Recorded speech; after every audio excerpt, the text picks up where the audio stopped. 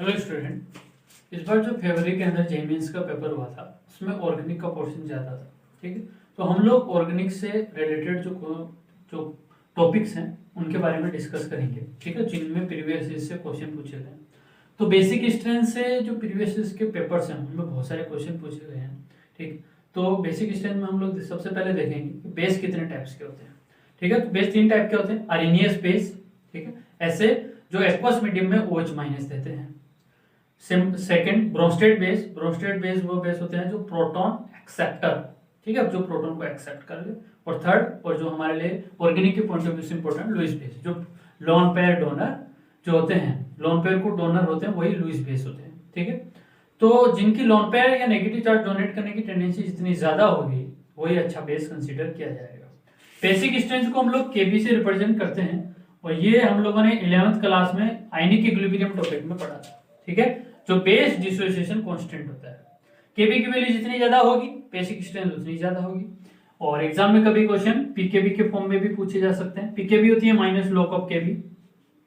ठीक है, तो केबी की वैल्यू पीकेबी की वैल्यू जितनी कम होगी उतनी ही हमारे पास में बेसिक स्ट्रेंथ क्या होगी, ज्यादा होगी। ठीक है, क्योंकि माइनस लॉग ऑफ केबी है। अब जो बेसिक स्ट्रेंथ से क्वेश्चन आएंगे उनमें हम लोग अप्रोच क्या लगाएंगे, ठीक है, उनको सोल्व कैसे करेंगे। ठीक है, तो सबसे पहले हम लोग देखेंगे कि वह सेम पीरियड से है या नहीं। ठीक है, यदि सेम पीरियड से आते हैं तो फिर वहां हम लोग इलेक्ट्रॉन नेगेटिविटी का कॉन्सेप्ट लगाएंगे। ठीक है, तो सबसे पहला इलेक्ट्रॉन नेगेटिविटी कब लगाएंगे, जब सेम पीरियड से रिलेटेड हमारे पास एग्जांपल हो। ठीक है, अब बेस क्या होते हैं, लोन पेयर डोनेट करने की टेंडेंसी, जिसकी जितनी लोन पेयर डोनेट करने की टेंडेंसी होगी उसकी बेसिक स्ट्रेंथ उतनी ही क्या होगी। ठीक है, जिसकी लोन पेयर डोनेट करने की टेंडेंसी जितनी ज्यादा होगी उसकी बेसिक स्ट्रेंथ उतनी ज्यादा होगी। अब electron negative left to right चले, लेफ्ट टू राइट चलने पे इलेक्ट्रॉन नेगेटिविटी क्या होगी, बढ़ेगी। और इलेक्ट्रॉन नेगेटिविटी बढ़ेगी तो इलेक्ट्रॉन डोनेट करने की टेंडेंसी क्या होगी, कम, तो बेसिक स्ट्रेंथ भी क्या हो जाएगी, कम हो जाएगी। तो केबी की वैल्यू उतनी ही क्या होगी, कम होगी। ठीक है, जैसे एक एग्जांपल से देखते हैं हम लोग, यहां हमारे पास में CH3 negative, NH2 negative, OH negative और F नेगेटिव। ठीक है, तो यहां देखो कार्बन की इलेक्ट्रॉन नेगेटिविटी 2.5 है, नाइट्रोजन की 3.0 है, इसकी ऑक्सीजन की 3.5 है और फ्लोरीन की 4.0 है। ठीक है, तो लेफ्ट टू राइट चलने पे इलेक्ट्रॉन नेगेटिविटी इंक्रीज हो रही है।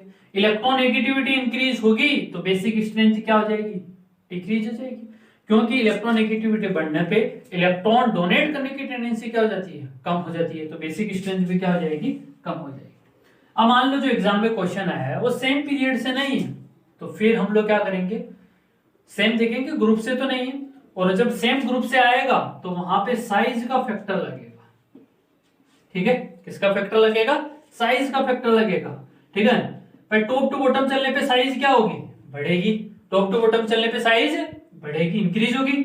साइज इंक्रीज होगी तो चार्ज डेंसिटी, ठीक है ना भाई, चार्ज डेंसिटी, क्योंकि साइज बढ़ रहा है और चार्ज की डेंसिटी क्या हो जाएगी, कम, और क्योंकि साइज बढ़ने पे क्या होगा, चार्ज की डेंसिटी कम होगी तो इलेक्ट्रॉन डोनेट करने की टेंडेंसी क्या हो जाएगी, कम हो जाएगी। ठीक है ना, तो बेसिक स्ट्रेंथ क्या हो जाएगी हमारे पास में, डिक्रीज हो जाएगी। ठीक है, चार्ज डेंसिटी डिक्रीज तो बेसिक स्ट्रेंथ भी डिक्रीज। जैसे ये वाला क्वेश्चन करो, देखिए F minus, Cl minus, Br minus और I माइनस, सारे के सारे क्या है, सेम ग्रुप से हैं। ठीक है, तो कॉन्सेप्ट लगाओ,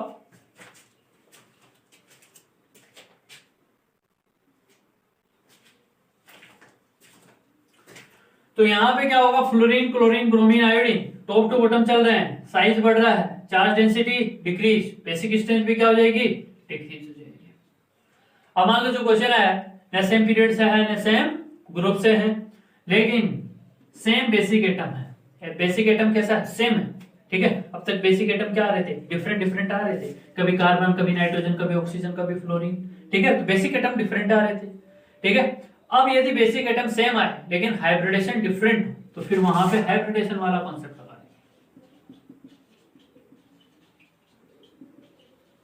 कब लगाएंगे, सेम बेसिक एटम और डिफरेंट हाइब्रिडेशन, यदि हमारे पास में हाइब्रिडेशन डिफरेंट हो, ठीक है ना, तो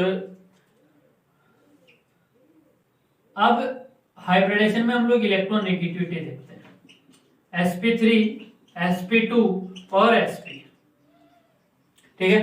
तो मतलब सेम बेसिक एटम होगा, ठीक है। तो sp3 हाइब्रिडाइज की इलेक्ट्रॉन नेगेटिविटी सबसे कम और sp की क्या होती है, सबसे ज्यादा। तो अब बेसिक स्ट्रेंथ का यदि हम लोग ऑर्डर देखें, बेसिक स्ट्रेंथ का, तो भाई साहब क्या होगा, हमारे पास में जो sp है उसकी इलेक्ट्रोनेगेटिव sp हाइब्रिडाइज एटम की इलेक्ट्रोनेगेटिविटी सबसे ज्यादा है, और जिसकी इलेक्ट्रोनेगेटिविटी सबसे ज्यादा उसकी इलेक्ट्रॉन डोनेट करने की टेंडेंसी क्या होगी, कम हो जाएगी। तो बेसिक स्ट्रेंथ हमारे पास में sp की क्या हो जाएगी, सबसे ज्यादा। फिर किसकी होगी, sp2 लोकलाइज्ड, फिर sp2 डीलोकलाइज्ड, फिर sp लोकलाइज्ड, और फिर उसके बाद में sp डीलोकलाइज्ड। अब हम ये समझते हैं कि ये लोकलाइज्ड और डीलोकलाइज्ड क्या है हमारे पास यहाँ पे, ठीक है। तो लोकलाइज्ड का मतलब ये होता है कि वो जो लोन पेयर या नेगेटिव चार्ज है वो रेजोनेंस में नहीं जा रहा है, और डीलोकलाइजेशन का मतलब ये है कि जो नेगेटिव चार्ज है या लोन पेयर है, जो इलेक्ट्रॉन है वो रेजोनेंस में जा रहे हैं, ठीक है। तो यहाँ एक एग्जांपल के थ्रू हम लोग समझते हैं, जैसे मान लो हम लोग एनिलीन ले लेते हैं, NH2, और पायरिडीन ले लेते हैं।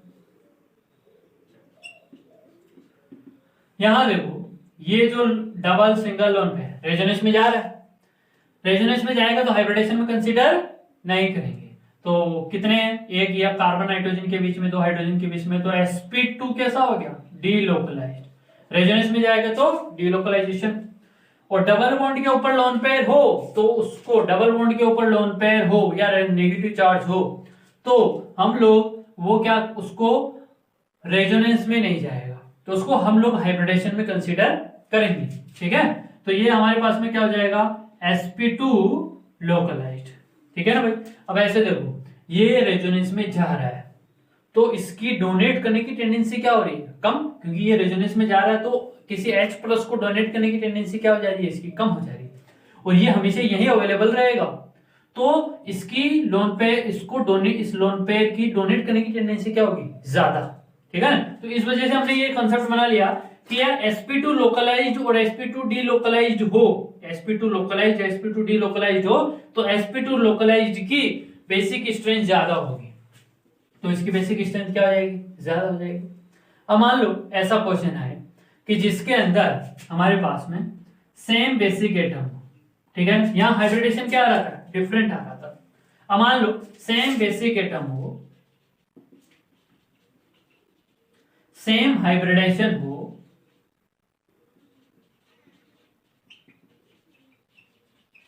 बेसिक एटम भी सेम, हाइब्रिडेशन भी सेम, तो फिर इसमें क्या लगाएंगे, तो बेसिक एटम सेम आ जाए, हाइब्रिडेशन भी सेम आ जाए, तो हम लोग इलेक्ट्रॉनिक इफेक्ट की हेल्प से इनको सोल्व करेंगे, ठीक है। तो हमारे पास में जो kb होती है वो डायरेक्टली प्रोपोर्शनल होगी, किसके डायरेक्टली प्रोपोर्शनल होगी, प्लस आई प्लस एम और हाइपर कॉन्जुगेशन के, और इनवर्सली प्रोपोर्शनल होगी माइनस आई माइनस एम के, ठीक है। ये इलेक्ट्रॉन रिलीजिंग ग्रुप है, इलेक्ट्रॉन की डेंसिटी बढ़ाएंगे तो उस बेसिक एटम की इलेक्ट्रॉन डोनेट करने की टेंडेंसी भी क्या होगी, बढ़ेगी। ये इलेक्ट्रॉन विड्रॉइंग ग्रुप है, ये हमारे उस बेसिक एटम से इलेक्ट्रॉन की डेंसिटी को क्या करेंगे, डिक्रीज करेंगे, और डिक्रीज करेंगे तो उसकी इलेक्ट्रॉन को डोनेट करने की टेंडेंसी क्या हो जाएगी, वो भी डिक्रीज हो जाएगी, तो बेसिक स्ट्रेंथ भी क्या हो जाएगी, डिक्रीज हो जाएगी, ठीक है। तो इन्हें इलेक्ट्रॉनिक इफेक्ट की हेल्प से यदि हमारे पास हाइब्रिडेशन और बेसिक एटम सेम आया तो इनकी हेल्प से हम लोग सॉल्व करेंगे। इससे रिलेटेड एक एग्जांपल देखते हैं,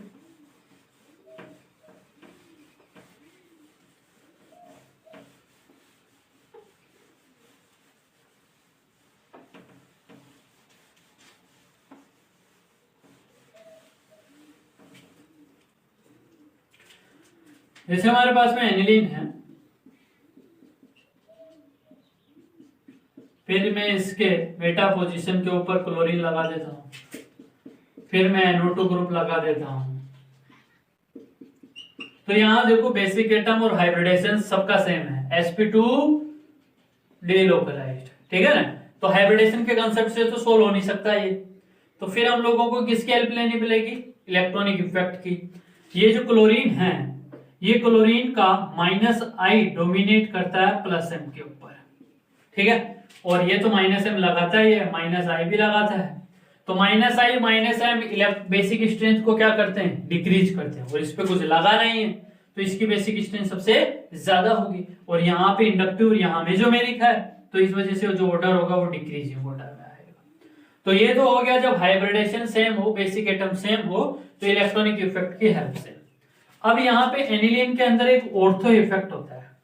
ऑर्थो इफेक्ट का मतलब ये है कि हमारे पास एनिलीन में यदि मैं ऑर्थो पोजीशन के ऊपर यदि कोई ग्रुप लगा देता हूं, ठीक है ना, जनरली, तो वहां पे क्या होगा कि जब ये अपना लोन पेयर डोनेट करेगा, किसी H+ को लोन पेयर डोनेट करेगा, ठीक है, तो ये इस टाइप से ही बनाएगा NH3+। ये अनस्टेबल हो जाता है, ठीक है ना, रिपल्शन वो ज्यादा होगा, ठीक है, और सोल्यूशन इफेक्ट भी लगेगा। तो इस वजह से ऑर्थो पोजीशन पे इस पे ग्रुप लगने की वजह से जो इसकी बेसिक स्ट्रेंथ होती है वो एनिलीन और इसके जो मेटा पेरा ग्रुप पोजीशन पे जो ग्रुप लगे होते हैं उनके कंपैरिजन में कम हो जाती है, ठीक है। अब क्या ये सभी ग्रुप में ऐसा होगा? नहीं, ये मतलब OH NH2 वगैरह जो ग्रुप लगे होते हैं, स्मॉल ग्रुप जिनमें हाइड्रोजन बॉन्डिंग टाइप होती है, तो उनमें ये ऑर्थो इफेक्ट नहीं लगता है, ठीक है। तो ये हमको ध्यान रखना है कि OH NH2 के अलावा कोई ग्रुप यहाँ पे हमारे पास में हो एक्सेट्रा, तो यहाँ पे तो वहां पे ऑर्थो इफेक्ट लगेगा और उस ऑर्थो इफेक्ट की वजह से इसकी जो बेसिक स्ट्रेंथ होगी वो क्या हो जाएगी? डिक्रीज हो जाएगी। तो इस चीज का हम लोगों को ध्यान रखना है। इसको हम लोग एक एग्जांपल से समझते हैं।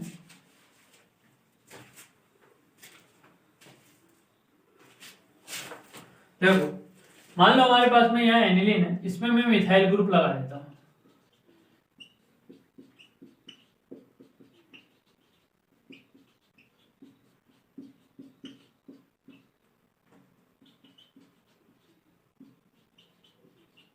मान लो ये A, ये B और ये C, ठीक है। तो ये CH3 ग्रुप है, ऑर्थो ग्रुप, ऑर्थो इफेक्ट लग गया, और ऑर्थो इफेक्ट लगने की वजह से इसकी बेसिक स्ट्रेंथ क्या होगी? सबसे कम होगी, मतलब इसके कंपैरिजन में भी कम होगी। और मान लो मैं यहाँ पे पैरा वाला भी ले लेता हूं, ठीक है, पैरा वाला भी मैं ले लिया, तो ये A, B, C और ये हमारे पास में D हो गया, ठीक है। तो इनमें कंपैरिजन करना है, तो इसका तो सबसे कम होगा ऑर्थो इफेक्ट की वजह से, ठीक है। एनिलीन से भी कम हो जाएगा, और बेटा और पैरा के कंपैरिजन में इनसे भी क्या हो जाएगा? कम हो जाएगा। अब ये +I लगाएगा, यहां हाइपर कंजुगेशन भी लगेगा, +I भी लगेगा, ठीक है, और यहां तो कुछ भी नहीं लग रहा है, तो मतलब +I लग रहा है, हाइपर कंजुगेशन लग रहा है, मतलब इस एनिलीन के कंपैरिजन में इन दोनों की बेसिक स्ट्रेंथ क्या होगी? ज्यादा होगी, मतलब C और D की बेसिक स्ट्रेंथ ज्यादा होगी, ठीक है। तो अब C और D में कंपैरिजन करना है, तो C D में D में हाइपर कंजुगेशन लगता है, और हाइपर कंजुगेशन मेसोमेरिक पे क्या करता है? डोमिनेट करता है, मतलब D की बेसिक स्ट्रेंथ सबसे ज्यादा होगी C के कंपैरिजन में।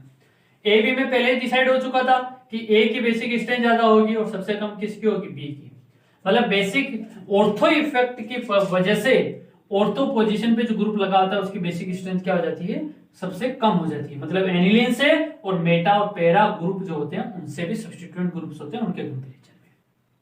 अब मान लो क्वेश्चन ऐसा है, अब ये कब नहीं, ऑर्थो कब नहीं लगता? OH NH2 ग्रुप लगे हो तब एक्सेट्रा, तब नहीं लगेगा, ठीक है।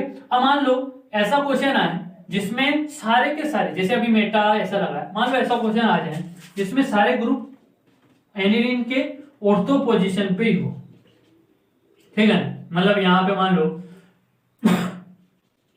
CH3 आ जाए, ठीक है, NO2 आ जाए, OH आ जाए, इस टाइप के ग्रुप लगे हो ऑर्थो पोजीशन पे अलग अलग। मान लो इस CH3 की जगह एक में NO2 लगा दे, फिर एक में OH लगा दे, तो सब में ऑर्थो इफेक्ट लगेगा। तो फिर जो ऑर्डर हम लोग यहाँ पे देखेंगे वो ऑर्डर इलेक्ट्रॉनिक इफेक्ट की हेल्प से करेंगे, क्योंकि ऑर्थो इफेक्ट तो जैसे इसमें केवल इसी में ही ऑर्थो इफेक्ट लग रहा है, बाकी में किसी में भी ऑर्थो इफेक्ट नहीं है।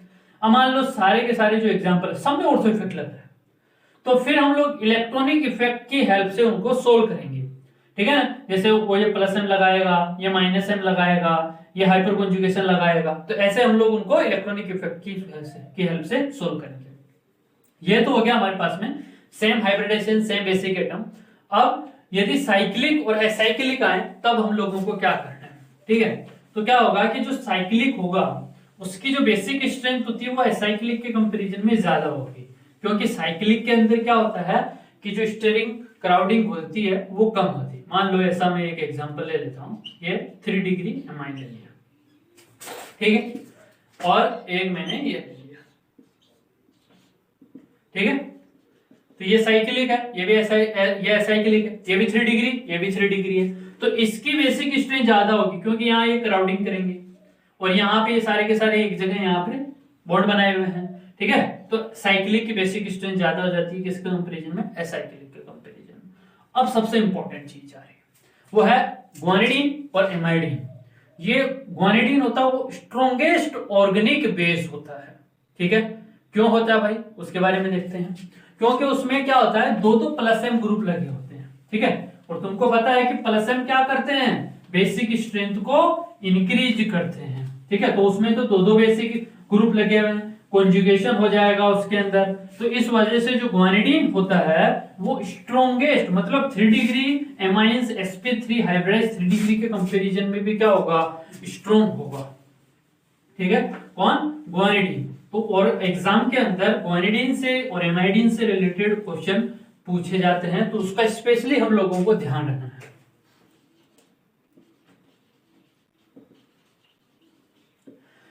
एक कार्बन के ऊपर 3 नाइट्रोजन लग जाए, ठीक है ना, तो उसको हम लोग ग्वानिडीन बोलते हैं। उसको हम लोग क्या बोलेंगे, ग्वानिडीन बोलेंगे, ठीक है। ये ग्वानिडीन, एक कार्बन के ऊपर 3 नाइट्रोजन लग जाए। अब यहाँ पे हम लोग हाइब्रिडेशन निकालें तो डबल बॉन्ड के ऊपर लोन पेयर है, रेजोनेंस में नहीं जाएगा, हाइब्रिडेशन में कंसीडर कर लेंगे। तो 1 2 3 sp3 sp2 लोकलाइज्ड, ये तो तुमको पता ही है। Double single lone pair resonance में जा रहा है, sp2 delocalised, same to same sp2 delocalised. अब इनकी बेसिक स्ट्रेंथ की बात करें, मान लो ये ए ले लो, ये बी ले लो और ये सी, मान लो ऐसा ही क्वेश्चन आ जाए, ग्वानिडीन दे दें, ए बी सी 3 सेट दे दिया, ऑर्डर पूछ लिया, तो फिर ठीक है। अब तुमको तो यही पता है कि सर ग्वानिडीन तो सबसे स्ट्रॉन्गेस्ट होता है, हमको पता ही नहीं था सर तीनों में ऐसे भी क्वेश्चन पूछे जा सकते। तो फिर ऐसा क्वेश्चन आ जाए तो मैंने बता रखा है हाइब्रिडेशन डिफरेंट है, sp2 लोकलाइज्ड की बेसिक स्ट्रेंथ सबसे ज्यादा, बी और सी की क्या हो जाएगी, सेम, ठीक है। अब ये क्या कर रहा है, ये इधर जब ये अपना नॉन पेयर किसी H+ को देगा तो इधर से ये इधर कॉन्जुगेशन में चला जाएगा, इधर से ये कॉन्जुगेशन में चला जाएगा। दो प्लस एम लग रहे हैं और दो प्लस एम लगने की वजह से ये स्ट्रॉन्गेस्ट ऑर्गेनिक बेस होता है। मतलब 2 degree sp3 hybridise 2 degree 1 degree इनके कंपैरिजन में भी क्या होगा, ज्यादा स्ट्रॉन्ग होगा, ठीक है ना, सबसे स्ट्रॉन्गेस्ट ऑर्गेनिक बेस होगा। इसका ध्यान रखना है, ऐसा नहीं कि सर इसमें देखो sp2 हाइब्रिडेशन है और sp3 वाला कोई आ गया तो तुम sp3 वाले हाइब्रिडेशन वाले को किसी को मान लो ये क्वेश्चन आ गया, ठीक है ना, मान लो ऐसा कुछ क्वेश्चन आ गया, या इन दोनों में से पूछ लिया जाए कि इन दोनों में से कौन स्ट्रॉन्ग होगा, तो ये तुम लोग देखते हैं सर ये तो sp3 है, ठीक है, और ये sp2 वाले हैं तो इसको ज्यादा बता, नहीं, ये वाला ग्वानिडीन जो होगा वो इसके कंपैरिजन में भी ज्यादा बेसिक होगा, ठीक है। फिर इसके बाद में एमाइडीन होता है। एमाइडीन क्या होगा, एक कार्बन के ऊपर 2 नाइट्रोजन, इस बार एक NH2 ग्रुप को क्या कर दिया हम लोगों ने, कम कर दिया, उसकी जगह हम लोगों ने क्या लगा दिया, एक मिथाइल ग्रुप लगा दिया, ठीक है।